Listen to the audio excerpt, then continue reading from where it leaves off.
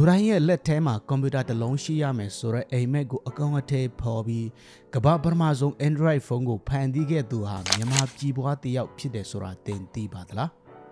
သူကတော့နေပညာလောကရဲ့ဂန္ဓဝင်တစ်ယောက်ဖြစ်တဲ့ HTC ရဲ့ founder ဦးဝင်းတန်းခေါ်ဘီတာချိုးပဲဖြစ်ပါတယ်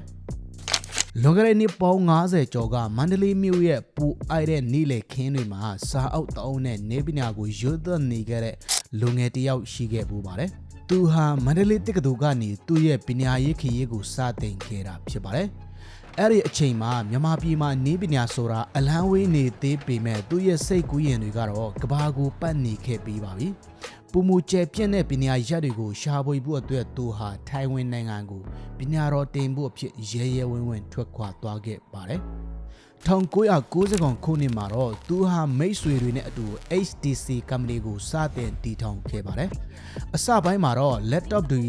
ထုတ်လုပ်ခဲ့ပြီးမဲ့ရှုံးနိမ့်မှုတွေနဲ့ရင်ဆိုင်နေခဲ့ရပါတယ်။ဒါပေမဲ့ဦးဝင်းတန်းကတော့လက်မလျှော့ခဲ့ပါဘူး။သူ့ရဲ့ဇွဲနဲ့စူးစမ်းမှုကြောင့်2008ခုနှစ်မှာတကမ္ဘာလုံးကိုအင်အားသင့်စေမဲ့ကမ္ဘာပထမဆုံး Android ဖုန်းကိုထုတ်လုပ်ပြနိုင်ခဲ့ပါတယ်။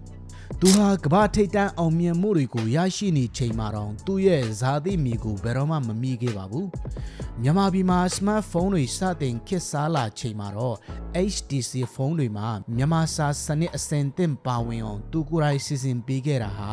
မြန်မာပြည်သူတွေအတွက်တန်ဖိုးရှိတဲ့လက်ဆောင်တစ်ခုပဲဖြစ်ပါတယ်လက်ရှိမှာတော့သူဟာ HTC ရဲ့ CEO အဖြစ်ကနေအနားယူခဲ့ပြီးမဲ့ Digital Media နဲ့နေပညာသစ်တွေကိုဖန်တီးရင်နောင်လာနောက်သားလူငယ်တွေအတွက်လမ်းပြကျဲတဲ့ဘက်အဖြစ်ဆက်လက်လှုပ်ရှားနေစေဖြစ်ပါတယ်။